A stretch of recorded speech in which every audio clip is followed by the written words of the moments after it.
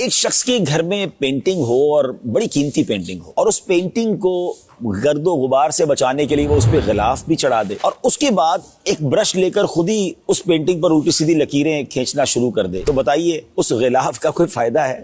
خود ہی پینٹنگ کا بیڑا غرق کر دیا۔ ایسا ہی کچھ ہم روزے میں بھی کرتے ہیں۔ روزے میں بھوک تو برداشت کرتے ہیں، روزے میں تھکن بھی برداشت کرتے ہیں، مگر روزے کے اندر کچھ لوگ اپنی زبان کا غلط استعمال کرتے ہیں، وہ جھوٹ بولتے ہیں، روزے میں ایسی باتیں کرتے ہیں جو نہیں کرنی چاہیے۔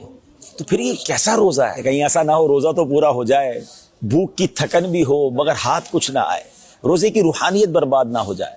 تو یاد رکھیے میرا اور آپ کا زبان کا بھی روزہ ہے، بھوکے بھی رہنا ہے لیکن زبان سے بھی گناہ نہیں کرنے ہیں، زبان کی بھی احتیاط کرنی ہے۔ انشاءاللہ یہ زبان تو ذکر و اذکار میں گزارنی ہے تاکہ روزے کی روحانیت اور بڑھتی چلی جائے۔ جب بھی کوئی ایسی بات کرنے کا جی چاہے یا کوئی ہمیں اس بات پر اکسائے تو آپ نے یاد رکھنا ہے میری زبان کا بھی روزہ ہے۔